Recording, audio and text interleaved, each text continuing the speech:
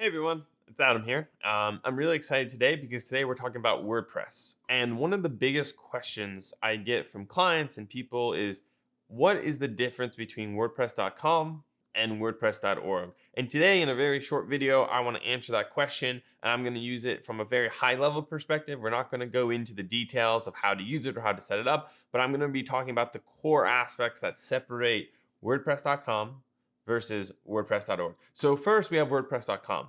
And the best way I can describe WordPress.com is that it's a subscription model similar to Squarespace or Wix that allows you to conveniently set up a WordPress website very quickly, but with limitations, meaning you can't do as many things with WordPress.com as you can with WordPress.org, and you have to pay upfront for it and the convenience to be set up for you. So when you're thinking about setting up a website on WordPress.com, know that you're going to have to pay for the hosting. You're probably going to have to connect your domain if you already own one or pay for it. Those are the two things you're also going to have to pay for with WordPress.org, but you're also going to have to pay a premium on top of that with WordPress.com to have access or that convenience to WordPress.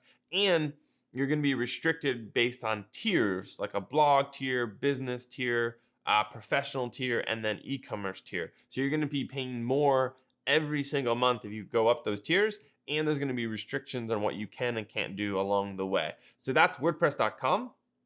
And now if we jump over to WordPress.org, I want to show you essentially what WordPress.org is. It's exactly the same thing that WordPress.com is using, but they have a modified, more restricted version where WordPress.org is the open source, pure just files. Like when you click Get WordPress here and you click Download WordPress 5.3, that is actually the WordPress files. And what you need to do is you'd have to either use a FTP service, file transfer protocol, like FileZilla.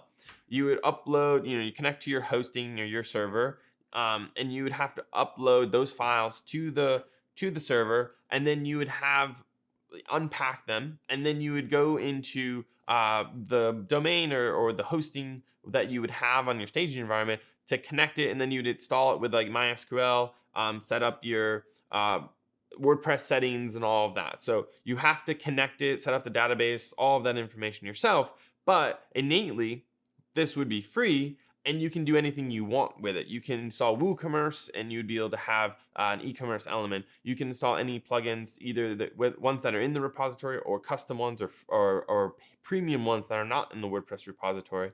You would be able to have full control over your website so that you can install and do it as you wish. It requires more work, it requires more knowledge, but at the end of the day, if you want to have a very serious website that allows you to customize or do anything that you want to do, this would be the direction to go. If you're looking for a website that's really easy to maintain and you don't really care if it's not super custom, WordPress.com would probably be a direction you'd want to explore. So, any questions, any other comments you would like to make, please leave them down below. I would be happy to respond to them. If you have other ideas for things that are confusing, you like comparison videos, I'd be happy to create them. Please let me know.